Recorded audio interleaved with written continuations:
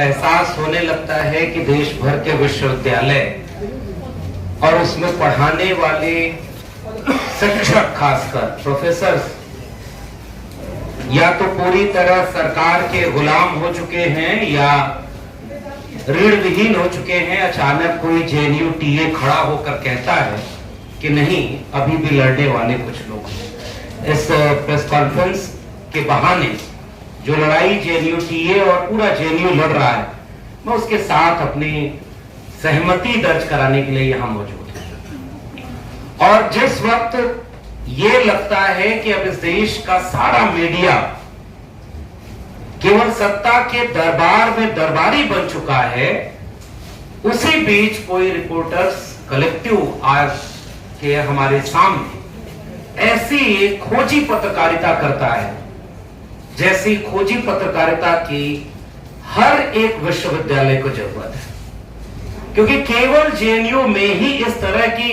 धांधली, भ्रष्टाचार नहीं हुआ है। और मैं यहां हूं तो मैं अपने भी उस किस्से और कहानी के साथ हूं कि इसी जगह पर हमने इस बात को आज से 10 साल पहले कहना शुरू किया था कि इस देश में कुलपति नियुक्त कर रहा है आरएसएस, तो वो जो आरएसएस के द्वारा नियुक्त कुलपति है, वो जिसको कॉलेज में प्रिंसिपल बनाएगा वो भी आरएसएस का होगा।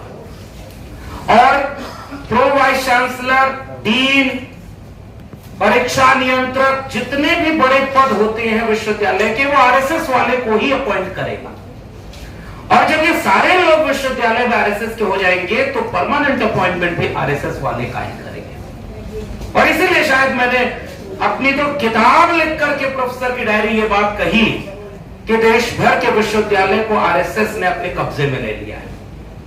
मैं जब आज यहां बैठा हूं तो आज से चंद रोज पहले की बात होगी।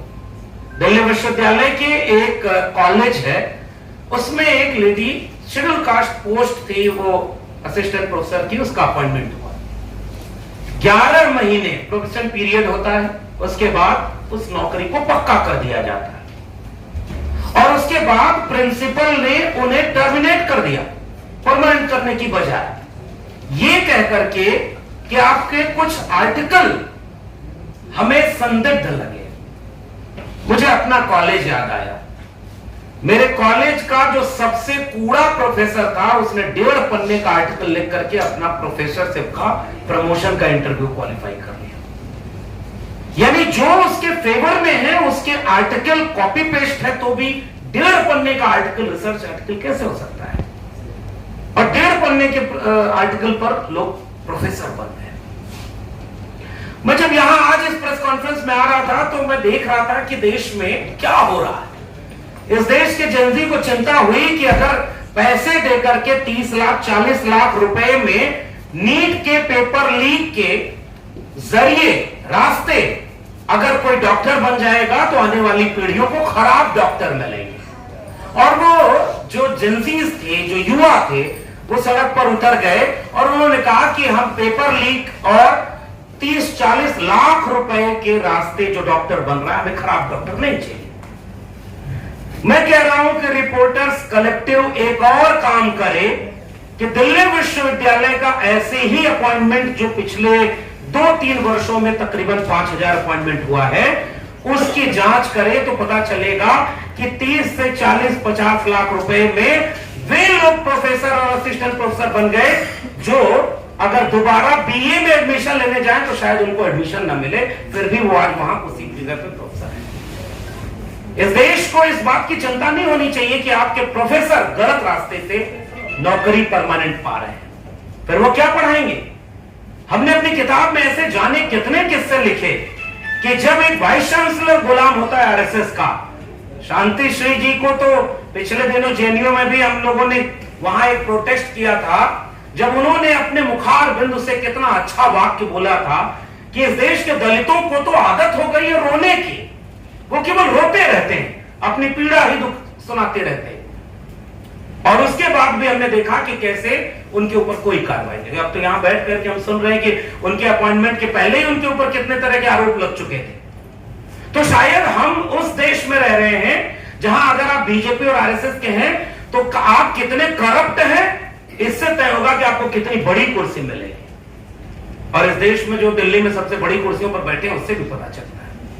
वाइस चांसलर कैसे हैं? मैं उत्तर प्रदेश से आता हूं और मैंने प्रोफेसर की डायरी जो लिखी है उसमें बहुत सारे ऐसे किस्से लिखे। जेएनयू में हमारे एक सीनियर थे, वो आके किस्सा सुनाए कि उनके अपॉइंटमेंट के बाद विद्यार्थियों ने मना कर दिया कि हम इनकी क्लास नहीं लेंगे, इनको तो कुछ आता ही नहीं।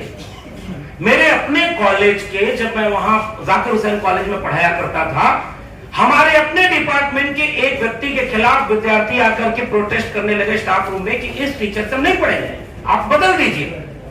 और वो प्रिंसिपल का चहेता था। आज मैं देखता हूं तो वो डीयू का डीन बना हुआ है। जिसका क्लास विद्यार्थी लेना नहीं चाहते उसको और बड़ी बड़ी कुर्सी मिल रही है। अब आप नए भारत में प्रवेश कर चुके हैं। भारत गलती से भी विश्व गुरु न बन जाए, इसलिए बीजेपी और आरएसएस ने क्या किया, विश्व गुरु का नारा लगा दिया, और ताकि इस नारे के बाद भारत कभी विश्व गुरु नहीं बन सकता, क्योंकि आपने देश भर के विश्वविद्यालय बर्बाद कर दिया। अब मैं जिस जगह से आता हूं वहां की कहानी सुनिए। अभी जब हम यहां बैठे, आप गूगल करके देखिए ऑक्सफोर्ड ऑफ द ईस्ट, जिस विश्वविद्यालय को कहा जाता था इलाहाबाद विश्वविद्यालय, आज वहां क्या हो रहा है पता है? वहां के विद्यार्थी तकरीबन 2 हफ्ते से इस बात के लिए अनशन पर बैठे थे कि आपने 400 गुना फीस बढ़ा दी, 6000 पूरी टोटल सीट हर कोर्स के मिला करके आपने घटा दी, फीस बढ़ा दी, और आपने पूरे विश्वविद्यालय को आरएसएस का अड्डा बना दिया है।